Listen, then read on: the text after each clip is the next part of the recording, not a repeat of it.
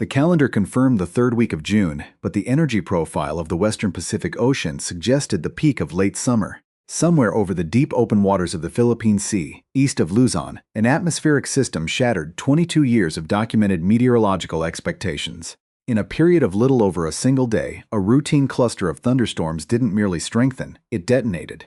System analysis confirms the event as the strongest June typhoon manifest in this basin in more than 2 decades, christened Mechala. As this analysis is generated, Mechala has not concluded its life cycle. It is actively feeding on an unnaturally massive reserve of ocean heat, tightening its architectural core and increasing in systemic strength while locking onto a vector heading toward Japan. The central issue is no longer quantitative speculation on its final intensity metrics. The urgent systemic question that holds critical relevance for global climate models is what it means functionally that the Western Pacific constructed a geophysical system of this magnitude this early in the calendar year. A full generation of storms has cycled through this basin in the 22 years since a comparable June event, and yet none in this specific month reached this specific thermodynamic marker. Understanding the architecture of this crisis requires examining a specific metric that defines the system's volatility. In the 24 hours preceding this peak, Mechala's maximum sustained winds increased by approximately 50 knots. To put this into a metric most observers understand, the system's velocity accelerated by nearly 60 miles per hour in the span of a single nocturnal and diurnal cycle. The formal threshold for rapid intensification is defined as a gain of 30 knots in 24 hours.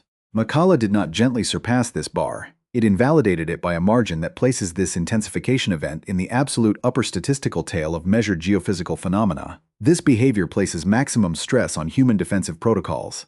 The fundamental mechanism of risk in these systems is not the final quantitative readout, but the available temporal resource.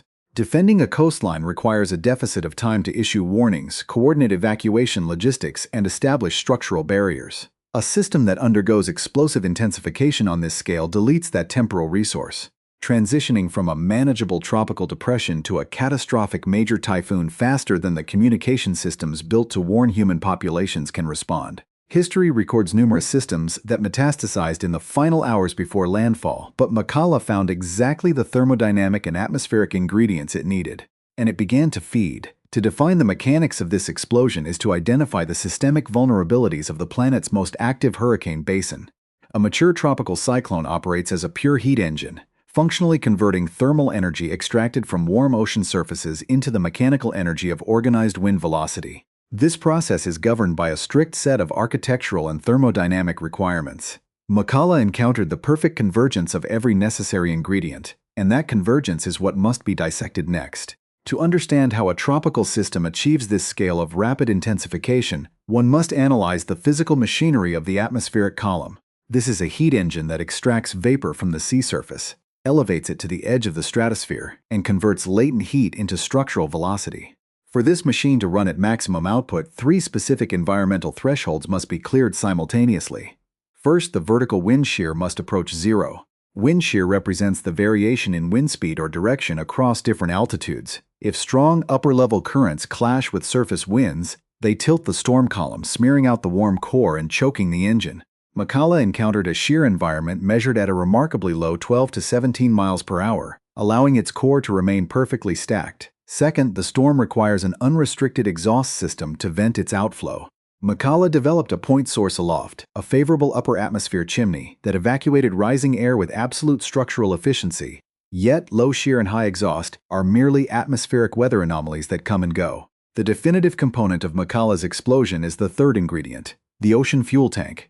The thermal floor required to sustain any tropical cyclone sits at 26.5 degrees Celsius. Mechala did not merely skim this threshold. It sat over a marine environment measuring between 29 and 30 degrees Celsius or 84 to 86 degrees Fahrenheit. In thermodynamics, a 3 to 4 degree anomaly above the baseline is not a marginal increase. It represents a monumental expansion of available energy. Furthermore, this energy reservoir was not a shallow surface layer. When a powerful storm intensifies, its violent surface winds churn the sea, dragging up deeper water. If the warm layer is shallow, the storm pulls up cold water from below, activating a self-limiting brake that starves the engine. Mechala didn't slow down, it accelerated. This confirms that the ocean heat content ran exceptionally deep, creating a reservoir that resisted the storm's own internal mixing. This deep thermal profile is not a localized fluke. It reflects the deep memory of the climate system.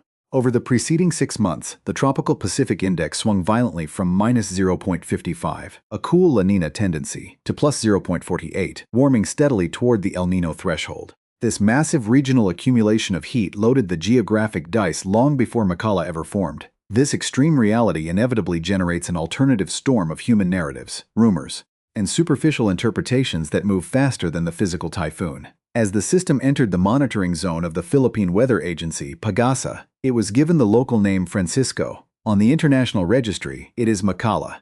In the technical language of military warning centers, it is simply designation 07W. To a public primed for suspicion, 3 distinct names for a single event look like deliberate obfuscation. In reality, this multiplicity is the exact fingerprint of operational transparency, where independent international and regional entities track the identical physical coordinates out in the open simultaneously. Claims circulate that a system this powerful must be the product of intentional human manipulation, artificial weather modification, or directed energy. This interpretation collapses instantly under the unyielding logic of the global energy budget. The thermal condensation released by a single mature typhoon every 24 hours produces heat energy that dwarfs total human electricity generation by a factor of hundreds. Human civilization possesses no infrastructure, no technology, and no power plant capable of generating or directing energy on a scale that can manufacture or steer a macroecological system. The trajectory of Mechala is governed completely by the clockwise flow of the subtropical ridge, a continent-spanning dome of high pressure. The storm is simply a leaf in a vast atmospheric current. This brings the structural focus directly to the geographic targets caught in this current. While the mathematical models show the storm curving northward, sparing the northern Philippines from a catastrophic direct landfall, the vector now aims directly at the Ryukyu Island chain of southern Japan. The immediate targets are the Sakishima Islands and Okinawa, an island system home to over 1.5 million people and critical regional infrastructure. The window of closest approach is locked between the 25th and 26th of June. Okinawa possesses some of the most stringent structural codes and defensive systems on Earth, a cultural memory forged by generations of typhoons. Yet, a system running at these thermodynamic parameters tests the absolute physical limits of even the most advanced human engineering, introducing multi-layered hazards of extreme wind velocity, torrential rainfall measured in feet, and a crushing coastal storm surge from which an island topography offers no geographical escape. The analytical tracking of Mechala's path beyond Okinawa reveals the complex interaction between a decaying storm structure and the regional geographic baseline of mainland Japan. As the system progresses along its recurvature track toward the waters south of Japan's main islands, specifically targeting the vicinity of Tasa Bay on the island of Shikoku, the atmospheric physics change. Standard forecasting models project a gradual depletion of the storm's intense core as it encounters higher latitudes, where sea surface temperatures systematically decline and vertical wind shear increases.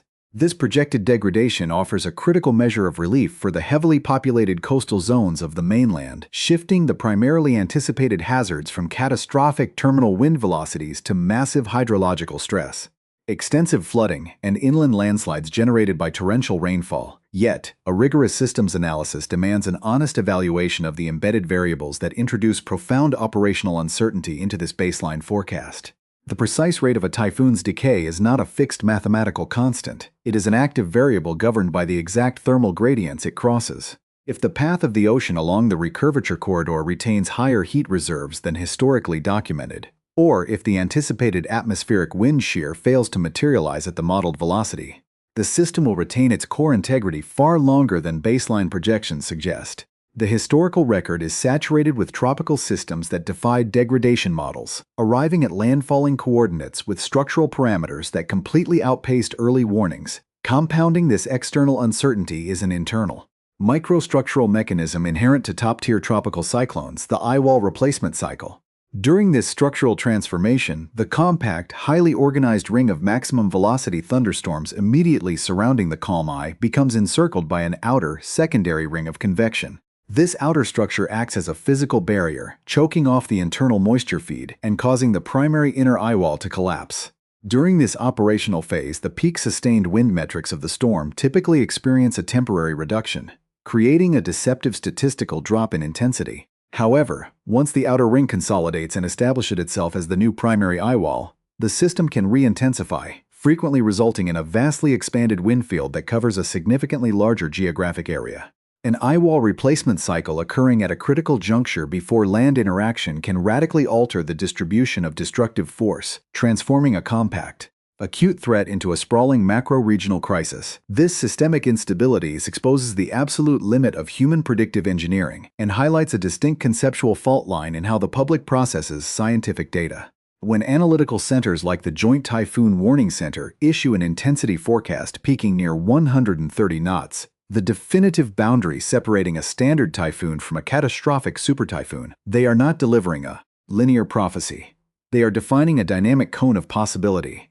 Inherent fluidity of these metrics frequently fuels a second wave of alternative narratives online, where casual observers weaponize minor variations between international tracking agencies to claim the structural reality is being deliberately hidden or manipulated. This interpretation completely misconstrues the fundamental nature of empirical NISI. The slight variances in peak velocity readings between independent monitoring bodies do not indicate operational conspiracy. They demonstrate the honest, transparent friction of measuring a remote, highly volatile fluid dynamic system from orbital satellites without direct in situ instrumentation. The independent tracking data published openly by diverse national agencies represents a rigorous process of peer validation occurring in real time, where the visible friction of differing estimates confirms the absence of centralized information control. The true, unvarnished crisis of Mechala requires no human authorship, no hidden hand, and no manufactured hyperbole. The historical parallel of the year 2004, when the exceptionally violent super typhoon Dianmu weaponized identical early-season conditions, stands as a stark diagnostic warning for the contemporary climate framework.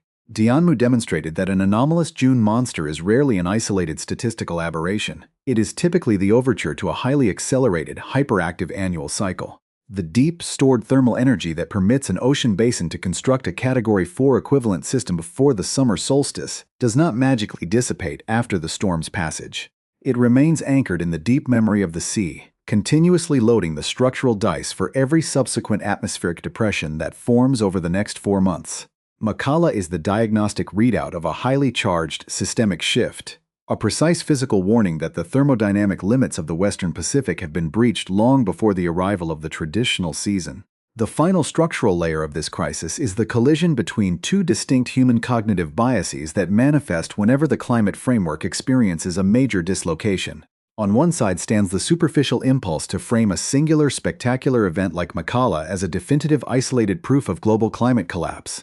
On the opposing side stands the hyper-reductionist claim that because a historical precedent exists 22 years in the past, the current system remains entirely stable and uncompromised.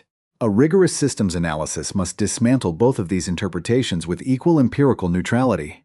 To declare that one specific June typhoon proves an entire planetary shift is to mistake a single localized roll of the dice for the baseline physics of the game. Individual weather phenomena are always the product of localized, transient alignments of shear, exhaust, and ambient moisture, however.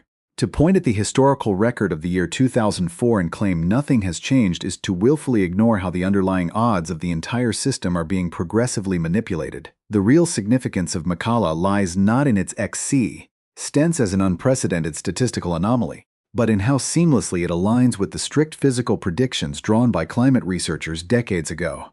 The long-term tracking of ocean heat content and climbing sea surface metrics predicted that early-season systems would increasingly find the precise thermodynamic depth required to skip the traditional warm-up phase and achieve explosive intensification. We are observing the physical translation of theoretical models into material reality. When the Western Pacific manufactures a top-tier system in the third week of June, it is presenting an empirical readout of its internal energy state.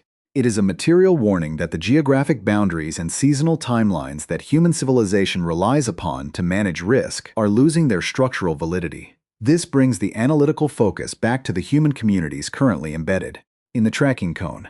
In the Ryukyu Islands and across the southern coastlines of Japan, the impending arrival of Mechala transitions from an intellectual problem of fluid dynamics into an immediate operational crisis of civil defense. Human infrastructure is designed around historical averages, built to withstand the statistical loads of a traditional calendar. When a system of major typhoon intensity arrives months ahead of schedule, it tests the limits of seasonal readiness, agricultural cycles, and emergency resource allocation. The structural integrity of concrete barriers, coastal levees, and urban drainage networks will be forced to absorb the immense physical kinetic output of a loaded ocean. The immediate operational response of the Japanese meteorological and emergency management infrastructure relies entirely on the precise, transparent communication of probabilities. In the coming days, as the inner core of Mechala interacts with the shifting gradients of the upper atmosphere and the cooler margins of higher latitudes, the final parameters of its landfall or bypass will lock into place. The populations in the crosshairs must execute defensive protocols under the sobering realization that a warming primed basin is no longer operating on a predictable timeline. The historical baseline has been disrupted. The structural energy previously reserved for the peak of late autumn is now actively circulating in June, and the physical machinery of the Western Pacific has demonstrated exactly how rapidly it can construct a monster when the thermal boundaries are removed. The storm itself will eventually dissipate into the higher latitudes of the North Pacific, leaving its physical signature on the coastlines it impacts. But the deep thermal reservoir that generated it remains fully intact, an unspent mass of kinetic potential waiting beneath the surface for the remainder of the annual cycle. As the immediate physical trajectory of Mechala reaches its terminal stage, the broader systemic implications of this event remain firmly anchored in the global climate framework. The material reality of this typhoon cannot be neatly archived as a closed chapter once the wind fields decay and the rain bands dissipate over the open sea. The emergence of a near-super typhoon in the month of June serves as a definitive physical diagnostic, exposing the real structural boundaries and limits of the planet's most volatile marine environment. Human civilization operates on the assumption that nature adheres to predictable structural patterns, seasonal limits, and historical intervals. Mechala has effectively demonstrated that when the underlying energy budget of an entire ocean basin is systematically altered, those traditional boundaries are rendered obsolete. The Western Pacific has shown its hand early, and the data points to a fundamentally reloaded machine. This reality highlights the ultimate contradiction embedded within modern human systems. Our defensive strategies are backward-looking, reliant on centuries of historical averages, while the physical environment is rapidly transitioning into a highly energetic, unprecedented state. When an early season system skips the traditional developmental curve and undergoes explosive intensification, it exposes a critical vulnerability in human predictive logic. The threat is no longer a localized problem of an isolated extreme event. It is the structural persistence of the underlying conditions that built it. The deep ocean heat content, the elevated sea surface temperatures, and the rapid regional transition toward a hypercharged thermal baseline are permanent fixtures that do not vanish when a single storm dies. This heat remains stored in the deep memory of the sea, serving as an active, continuous power supply for every atmospheric disruption that will materialize across the remaining months of the annual cycle. This sobering conclusion demands a shift in how we analyze global risk. To focus exclusively on the destructive metrics of an individual landfall is to ignore the larger macroeconomic and geopolitical structural limits being tested. The constant reloading of the oceanic engine places an unyielding continuous load on the engineering, financial, and civil structures built to protect human populations. Every fraction of a degree of added thermal energy increases the physical baseline of what our coastlines must absorb. Mechala is a single data point landing precisely on the line that predictive climate science established years ago. It stands as a physical manifestation of a system operating at its outer limits, transitioning away from a state of historical equilibrium into a more volatile distribution of mass and energy. The ultimate lesson of this event is that the natural systems governing our planet do not negotiate with human schedules or political timelines. A warming ocean operates purely on the unyielding laws of thermodynamics and fluid dynamics. When the thermal capacity of the sea reaches a critical threshold, it will inevitably manufacture the corresponding kinetic output, regardless of what the human calendar says. Mechala was not an impossible violation of physical law. It was a demonstration of physical law operating inside a hypercharged baseline. The true crisis is that the physical boundaries we once used to separate a calm season from a catastrophic one have been erased. Human civilization is now forced to exist alongside an ocean that is fully loaded, highly volatile, and capable of generating top-tier monsters at the very moment we expect a warm-up act. The storm in the Philippine Sea has delivered its readout, and the message is that the traditional seasonal limits have been permanently breached.